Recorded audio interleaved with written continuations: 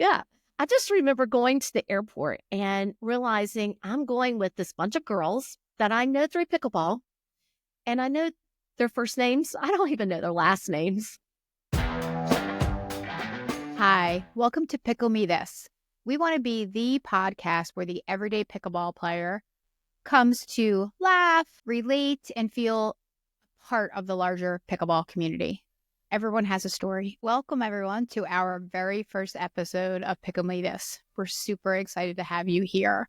So today's episode, we're diving into something that makes pickleball truly special, the incredible friendships and community we build on the courts. My guest today is Amy, a school teacher by day and one of our community's most beloved players. If you've ever felt nervous about meeting new people on the courts or wondered how to become more connected to your local pickleball community, this episode is for you. Amy has this amazing gift for making everyone feel welcome on the courts, and today she's sharing those secrets with us. We'll talk about everything from breaking the ice with new players, famous nickname system, aka find out why I'm known as the bread lady, and even how court friendships can blossom into deep connections off the court. So grab your paddle, metaphorically speaking, and let's dive into this conversation. Amy. Hello. How are you? Good. How are you? I'm doing great. Thanks for joining us today.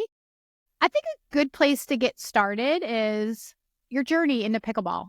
Tell us about what was happening in your life when you decided to start playing, and how did you start playing? I started pickleball in the summer.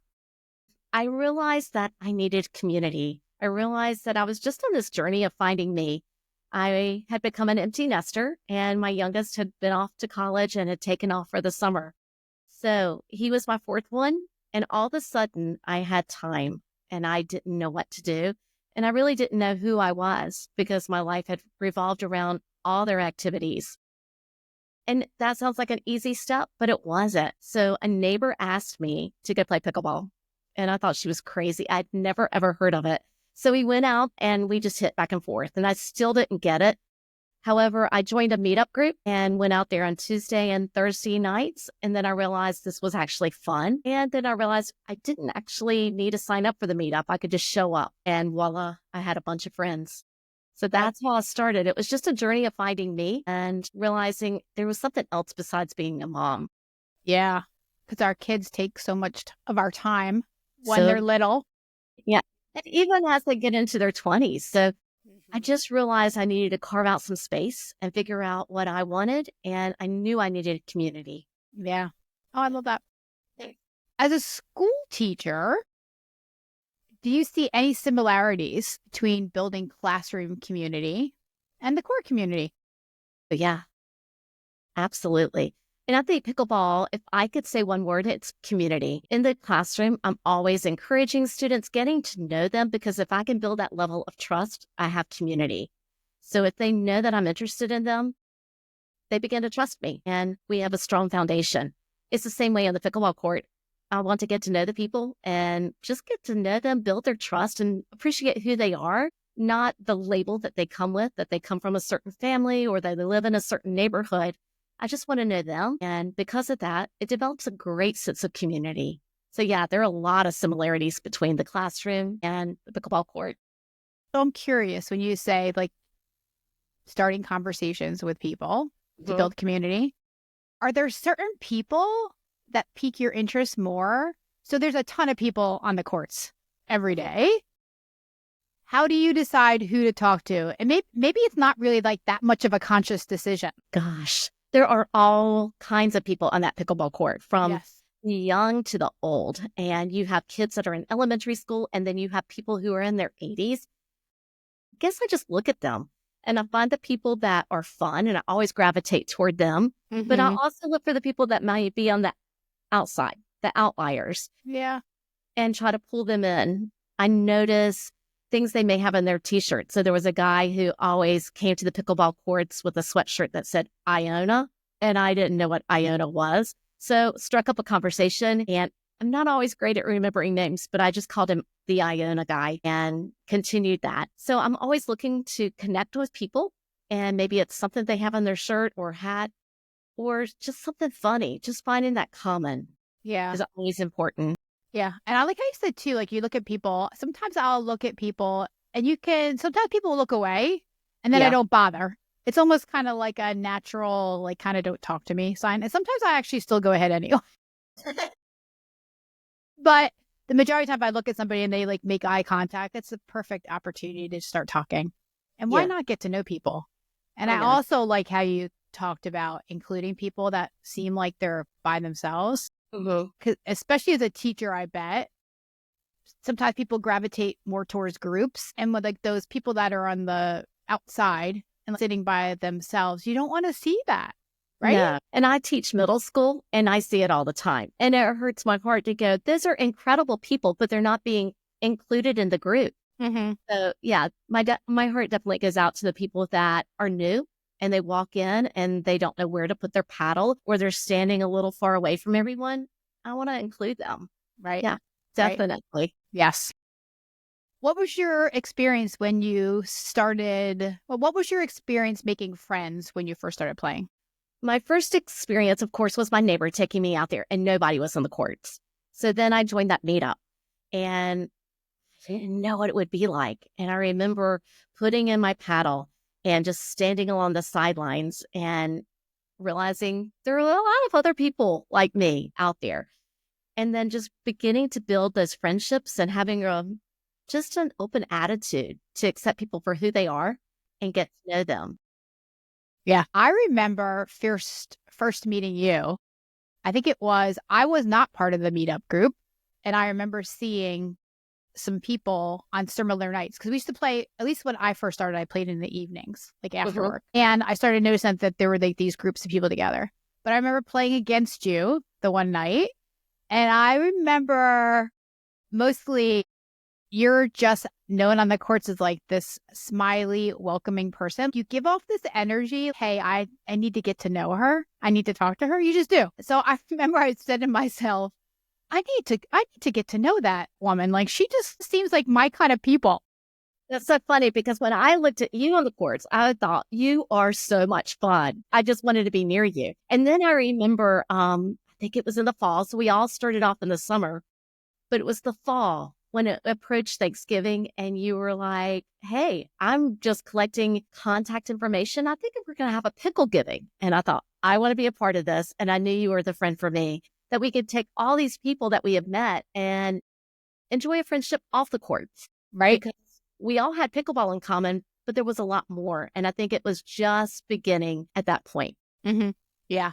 And I feel like as adults too, it's harder to make friends. And when you can find people that share similar interests and you start those conversations, not everybody you're going to immediately click with or click with in general. And that's okay, right? You can find your people and then you start, just like you said, start bridging those relationships off the courts too. Yeah, Yeah. absolutely. And I think we realized there was so much we had in common with each other, Yeah.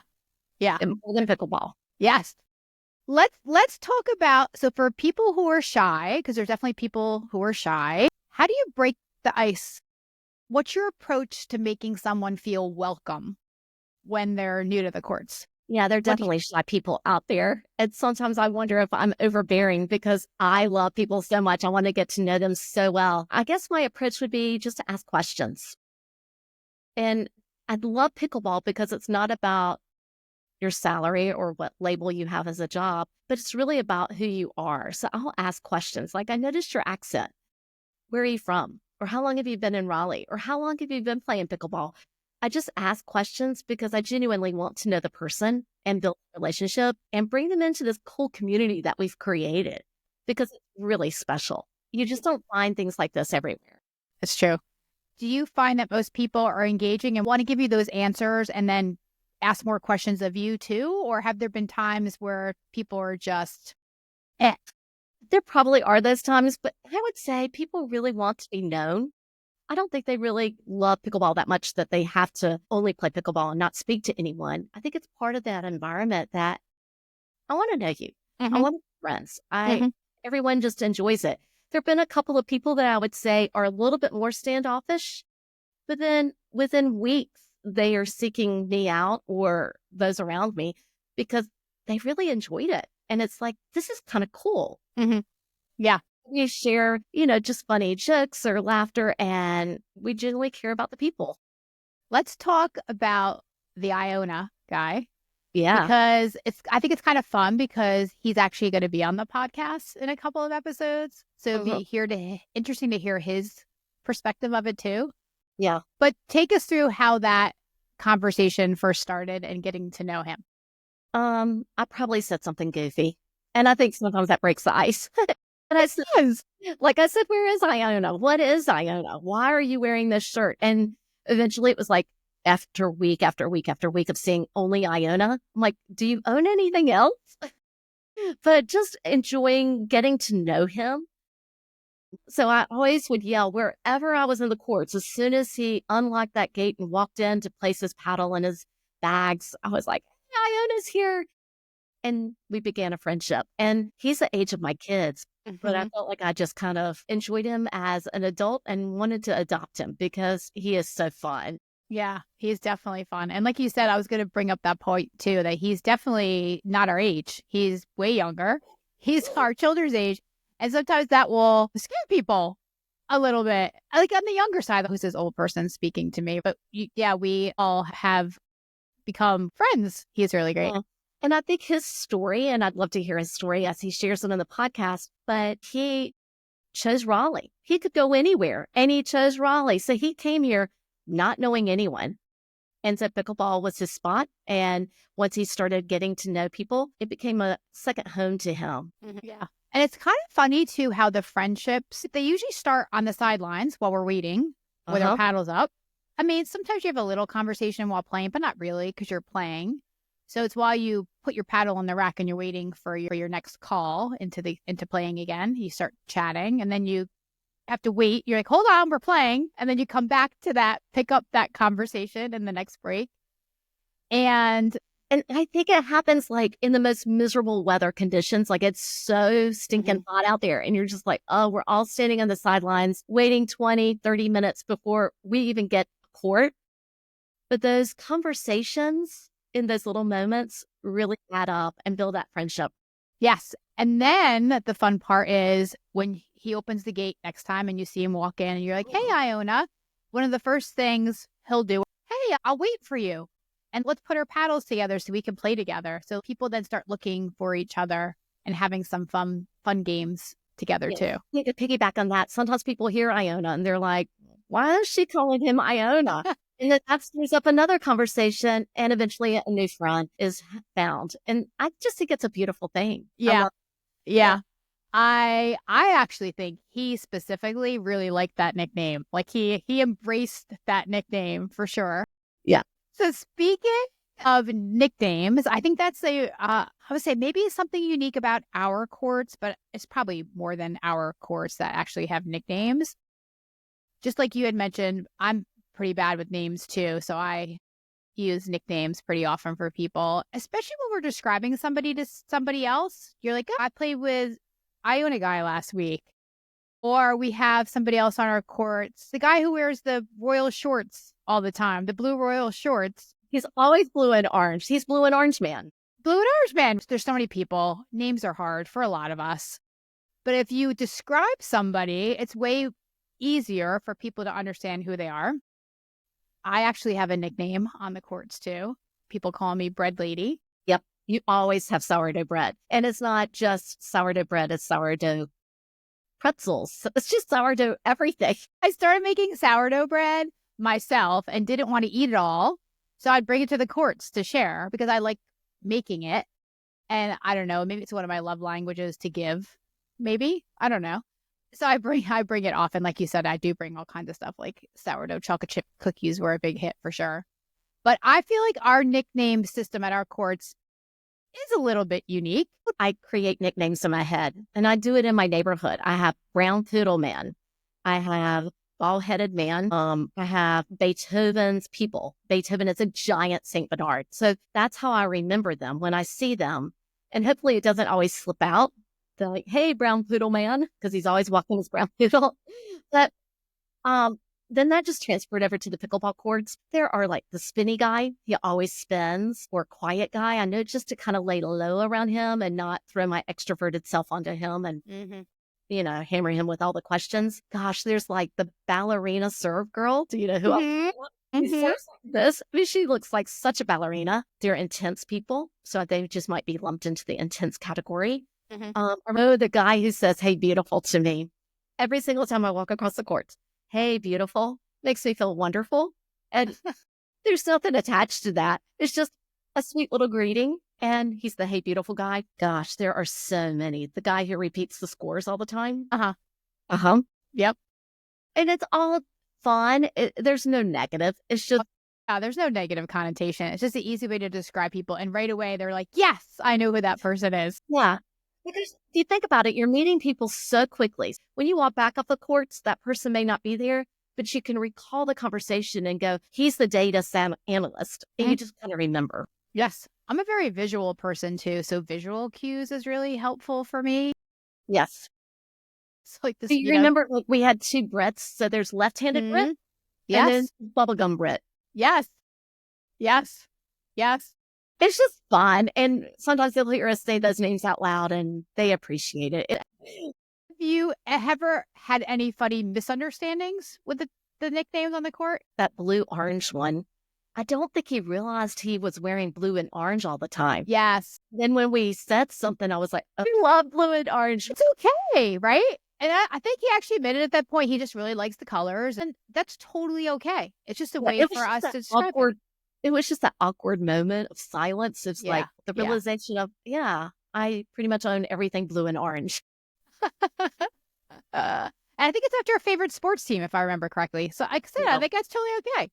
Florida Gators. It's amazing to see how these little things like nicknames really have helped us build our community. Yeah. What's the most rewarding part about being part of a community builder on the courts? Because that's how I see you. You're very welcoming. Like you said, you go up to people, make them feel included, start conversations. So what's the most rewarding part about doing that? Gosh, I think about a couple of high school boys that I played with, and they were brand new. But as all those teenagers are, they immediately catch on, and within weeks, they're much better than me. But to see them a few weeks later, not really caring about the skill level where they are, but how included they are, and everybody knows them. And I'm like, that's the way I want this place to be. Mm-hmm. And I think it's really unique in what we've got because I've played on different courts in different cities, and I just don't see it. So I think just seeing how people can be brought in and develop those relationships where they know everybody. Yeah. They're welcomed in for who they are, not because of any title they have or whether their skill level is incredible. It's just, we like you for who you are. And that's a great feeling. And I like how you said that too, because I feel like you can make your courts, your community courts, what you want them to be. So even if they haven't been inclusive in the past, because people are just busy doing their own thing, right? Maybe they're just playing. Anybody can change that, can start making people feel really included. When you mentioned the high school group, there are a few that I can think in my mind, a couple of young guys. I think they're 15, 14. I remember when they first started playing over the summer, they were very quiet, kind of kept to themselves, seemed a little shy in the courts. Even when you're playing against people, you can tell people that want to have fun and laugh and talk a little bit versus ones that are just very quiet. And I don't think they necessarily mean anything by it. It's just how they are. But can I tell you, when I see those teenagers now on the court, they have like truly blossomed. Like they are a different person and they give off a different energy. They seem to be very closed in the summer or more closed. And maybe, I don't know, maybe it's because they were just beginning their journey in pickleball. Or maybe they've grown by like getting to know so many people, and so many people have been so inclusive and so welcoming. And now they are too. Is it a domino effect? I don't know. I have noticed that too, that they talk to anybody. Yes. They will talk to the young kids that come out there that are in elementary or middle school, or they'll talk to the 75-year-old man who is over there explaining how he gets his spin. But I love that about it, that they can feel that they can talk to anybody from any generation. Yeah. Yeah. It's like they've learned this new skill to do so. And I think that's fabulous. Yeah. Honestly. So often in our society, they're just kind of lumped into, oh, you're a high schooler, so you hang with the high schoolers. But on those courts, you're playing with anybody of any age, of any skill level, any background, and they're able now to navigate that and have conversations and continue to build those relationships in that community. Yeah. Yeah. Relationships at any age are so important. They really Yeah, are. they really are. And I think we're gleaning from people who are in their 70s and 80s, and also mentoring the ones that are in their 20s and trying to figure out what they're doing as they take on that first job. Yeah, absolutely. And vice versa, right? I feel like there's so much that I can learn from the younger generation for sure, from Yeah. the older and the younger. So I feel like it's a win-win for everybody, Well, honestly. it's huge. Yeah, it's just like this incredible family. Mhm. We all perfect? No, but we all really appreciate, respect each other, and just find value in the people that we play with. Kindness and laughter. Kindness and laughter. Yeah. All right, let's talk about beyond the courts. You hinted on this earlier and deepening friendships. For those that don't know, Amy and I have become pretty good friends on the courts. How did our friendship evolve from playing on the court, like we talked about earlier, to being close friends? Yeah. I remember the initial thing that you did to get us off the courts was pickle giving. I thought I'm in the cool club because I get to hang out with Deirdre. I But want to call it um, cool.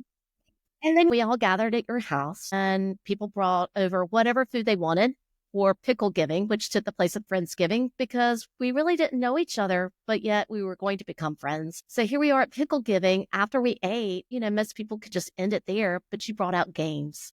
And it was hilarious because we ended up with a group of people that were very open to playing and having fun. And we left that night going, let's do this again. We all had this void in our hearts that we miss these kinds of things. As we get older, sometimes we don't get this relationships of just having fun and not talking about all the serious things and just being just a different group. So from there, we met at, let's see, I think we made a social group, Ungroup Me, and just We started. did. Yes. And we started punting out all these things that we could do. And so we did, oh my gosh, I think we did Secret Santas. We met at breweries. We went to different places. I think what I like too is that we didn't exclude anybody. We pretty much had an open invitation for anybody to join, which I really liked too. Yeah. And I think, you were asking, like, how did our friendship start? In the mix of all of that planning, you asked me for lunch one time and you said, I'll come pick you up. And I was like, I don't even know this person. And you're going to get in my car. And I thought, okay. So we went and had some Korean barbecue, I think. Yes. I think that was our very first time. And our talk in the car, our talk while we're eating, just that time, I was like, I really like this person. Yeah. Fun. And just think it's great. It's true. It's almost like, and it's kind of weird to say this, it's almost like dating. You're seeing if you gel well with another person. That happens just in life in general, not just seeking your romantic person, but just people in general. So do you have to go on a lunch date? Not necessarily, right? But you just have to find time to connect with somebody, start having some conversations to see, do you have common interests? Do you want to hang out together more? Is it fun, relaxing to hang out with this person? Yeah. And I think just being intentional, it doesn't have to be, hey, let's go have lunch together, but being intentional and I want to get to know you. I think really cool person and I'd like to know more about your story. And I think it just continued to evolve from there. Yeah. We realized the more we were together, the more we had in common. Yes. Yes. Yeah. And also too, I feel like that pickle giving, it's like 2022.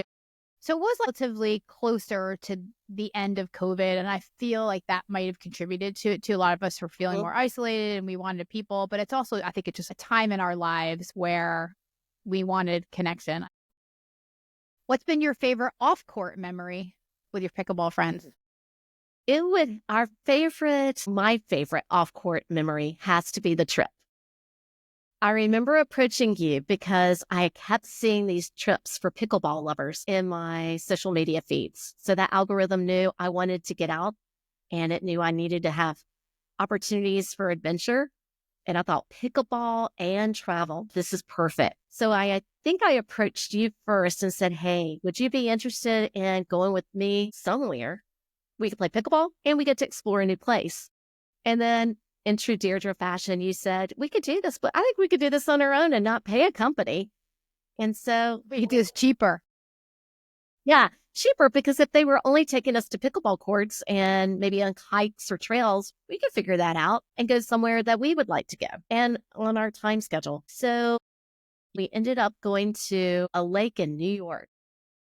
Finger Lakes. Yes. And the reason that happened is I just went on Google Flights and said, because we had narrowed down a certain week or two, because people had certain times they could take vacation off. So I just threw in a Google Flights, where could we go? Like, where do flights cost from here to anywhere?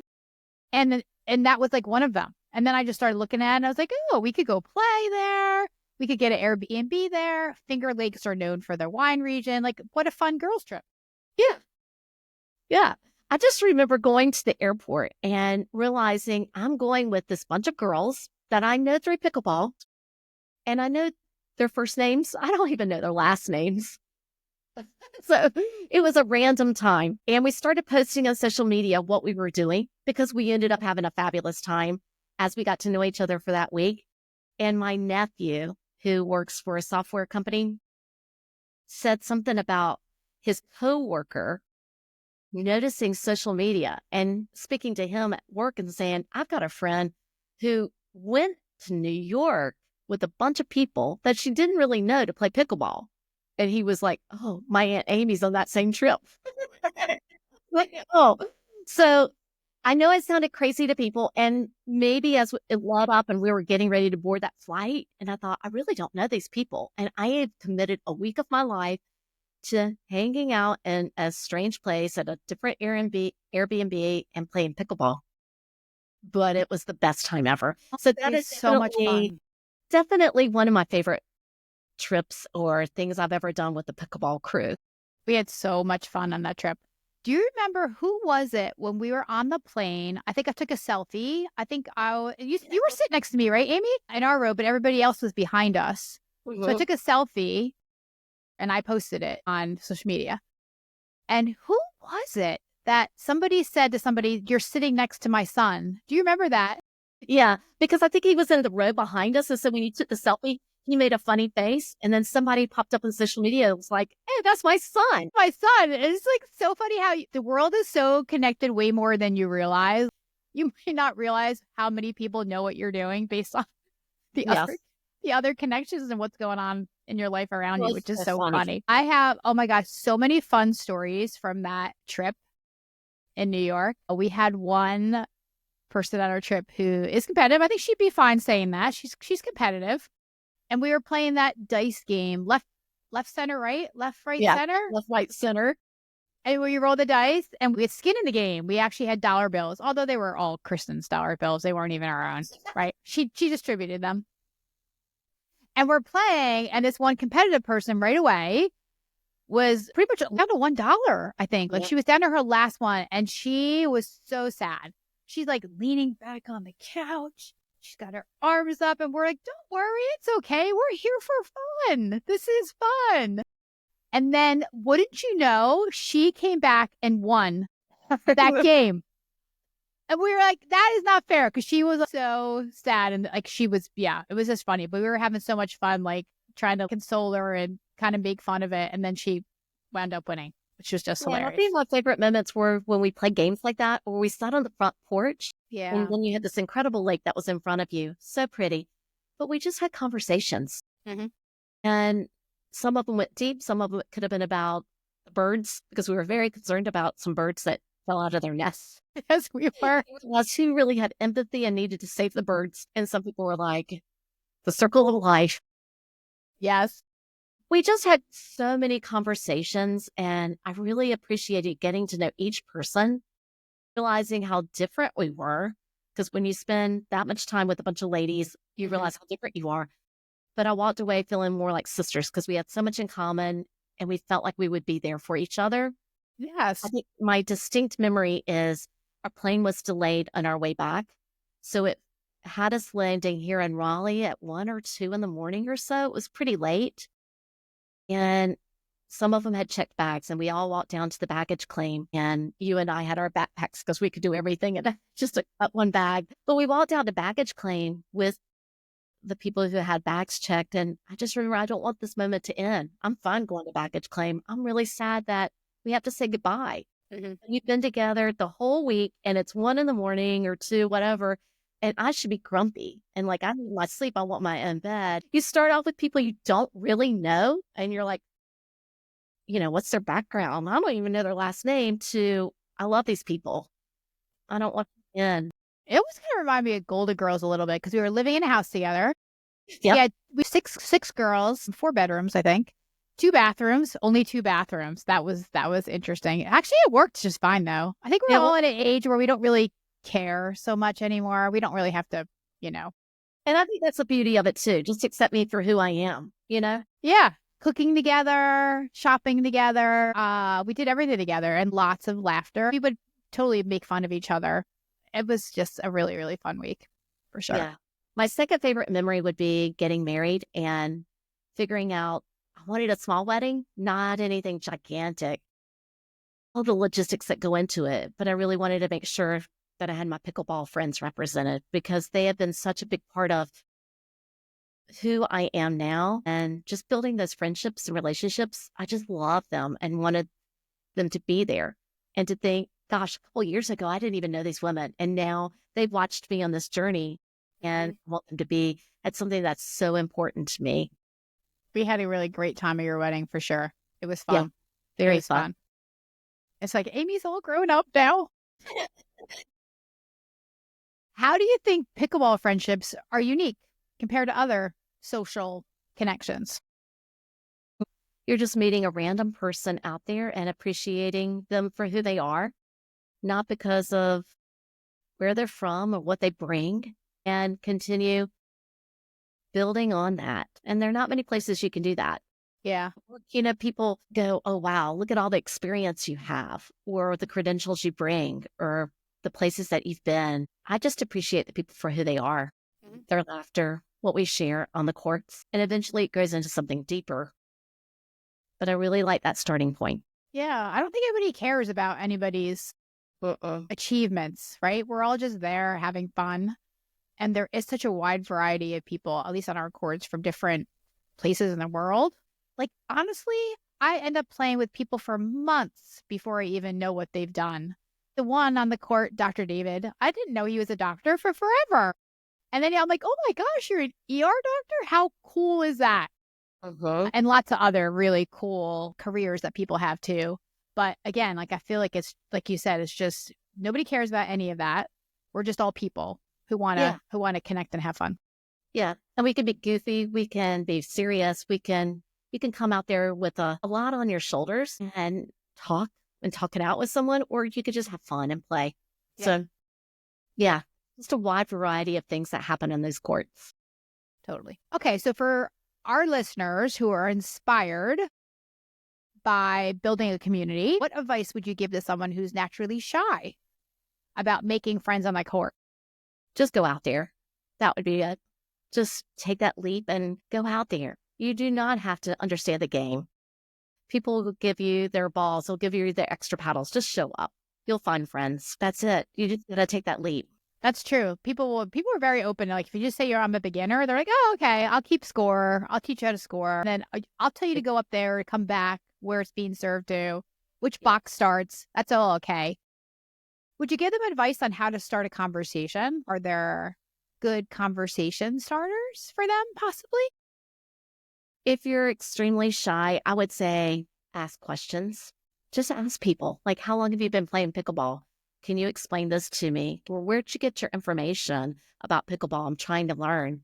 Asking questions really shows that you value other people and their advice and makes a connection. Yeah, I think most people enjoy helping other people. So when they're asked questions and they're asked for help, they'll be the first ones to give you that advice that you're looking for sure. Yeah. And then gradually, as you continue to play pickleball, I think you are a great example at this one, but I would bring food. In the summer months, bring slices of watermelon. I remember one girl, she's in her 20s. She started playing. She was brand new. And she was like, I like this. And I saw her the next week. She's like, I'm addicted to this. And that's kind of the cycle people go through with pickleball. All of a sudden, your world revolves around pickleball and your schedules have to have pickleball in it. But then I noticed that she started bringing food, and it was just things that she had made or fruit. and immediately you have a connection with people. I mean, all those people on the sidelines are hungry and they just want food. It's a great way to connect with people if you're extremely shy. That's a great tip. That's a great tip. Food is always going to be a connector. Yeah. Always Yeah. people who are hungry. Yeah. Do you have a top 3 tips for building court community for people? Like, say I am playing in a community that maybe my courts, they're fun, but I'm listening to this and I'm like, wow, I would love to start having a pickle giving, or I would love to start traveling with people. What are the 3 tips you would give people to build more of a community? My top 3 tips would be, let's see, be that person. Be the one who's happy, positive, a connector. Secondly, I would say we invited people to potlucks. That was That's one of true. our initial activities, and we met people, and they came in as single people, not knowing anyone, and now we hang out with them. True. They just wanted that connection. So be okay with stepping out and saying, hey, I am going to post this and ask people to come to a potluck. Mm-hmm. Yeah. So those are 2 tips. My third one, take risks. Talk to the people that are on the outside. Just start forming connections with people in groups. Ask people to do things outside of it. Just gradually. It doesn't have to be anything outrageous like a trip to New York, but just asking people to finish up and then play pickleball, another game, go to a brewery Yeah. or somewhere afterwards that you continue those friendships and relationships and you'll have that community. Yeah. No, those are all really great tips. And that's actually making me think of how we've kind of been slacking a little bit, Amy. Like, we're talking about all this stuff that we used to do. We need to organize some stuff soon. Yeah. We talked about how somebody can build more of a community at their courts. I feel like sometimes that takes more of like a leader kind of persona to do. What about just for the everyday people? Just the little things they can do to make other people more welcomed at their courts. Yeah.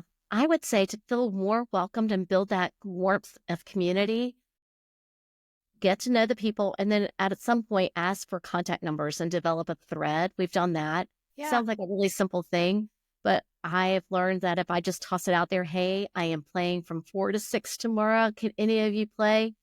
And then that forms a group of people who now know each other and chime in, and then we show up on the courts. Yeah. And you can pass through and be like ships passing through the night and just miss each other. So I think if you have some consistency in showing up, then you'll have some friends. Yeah, that's great advice. Also, too, I think sometimes people are afraid of rejection. Yeah. But I feel like there's like, don't be scared. I like how you said it earlier. Just take a risk, right? What's the worst thing that can happen? Somebody says they're not interested. So it's not a big deal. You shouldn't take it personally. Yeah, it's never actually It's really never happened. Because I think the people who want to play pickleball are very open to friendships and relationships and community. Because I think we all really want that deep down inside. And I've never been told no. Yeah, same, actually, now you think about it. And if you really don't want to, you can just say, if somebody asks you don't really want to, or vice versa, you can always just say you're busy. And I think if you want that community, you've got to be the one that makes the change. So yeah, step out there, start inviting people, have those conversations. Okay. What does the pickleball community mean to you personally? It means so much to me. I have never been involved in a group of people that is so welcoming and kind to each other. It is not perfect. Yeah, we have the people who may be a little bit more intense on the pickleball court, and that's okay. But overall, it's so welcoming and so warm. I love it. I call it my happy place, and I think you do too. It's just a place where I can go and get exercise, be outside, meet with people, and just have fun and just kind of release all the stresses of my day. So it has become a happy place for me. I treasure it. I mean, I love what we've got. I do too. Often, just this week, sat in my car after I played. As soon as I get in my car, it's something about when you first leave, and I literally feel my heart full. It just makes me so happy to be there. And maybe it's because it's a combination of we play outside. We have a really pretty court, I say, because there's lots of trees around us. All the people are definitely make it that too. Just really fills my cup for sure. Yeah. Anything we haven't chatted about that you want to talk about before we end? I just think the possibilities are endless. You've got this incredible group of people that come from all walks of life, that all they need is a paddle. Just show up. So you don't even need a paddle, but come as you are and just embrace it and enjoy, ask questions, get to know people, and just watch it happen. Recently, one person who's heard me talk about pickleball tried it and sent a text like, oh, this is kind of fun, and went out again and played for 2 hours, and now they're hooked. And It it wasn't happens because fast. it's not really because they love the game. It's more because I found my people. Yes. Because you find all kinds of people. There's somebody there for you to connect to. So I would just encourage people to do it. Yeah. About it too, that I really enjoy about it is that you don't have to organize it ahead of time. But yeah, You're a previous tennis player. I am too. And I would schedule time for it, right? Like meet me at the courts because you'd bring your people. But yes. pickleball, at least rec play, there are people playing all the time. I can, at a moment's whim, at a moment's notice, just decide I want to go play pickleball, go out whenever I want to. Mm-hmm. There's people there. I put Yeah. my paddle in, you rotate in, people expect, everybody takes turns, and the foursomes come together naturally. That's what I actually really appreciate about it. You don't, like you said, just go because you don't need to organize or have anybody else to go with you. You could just show up all by yourself. You can. You can. And you can show up for an hour if that's what you've got. I love that about pickleball versus tennis because tennis used to occupy a lot of my time. I would practice and then schedule the games, find my people, show up, and then it was like 2 or 3 hour commitment. But pickleball, nah, you just show up, grab some games, or you could stay out there. I've known people to stay out there for like 7 or 8 hours, and they're just having so much fun. So, yeah, it's just a great, great sport because of the people and just the flexibility it offers. I agree. Well, thanks for coming on the show. I loved it, and I love what you're doing here. I think there's so many stories of people who play pickleball and have so much to share. And I think you're just scratching the surface and love that you can do this. Thanks, Amy. We'll Yeah, see you on the courts. Okay, take care. Bye. Bye.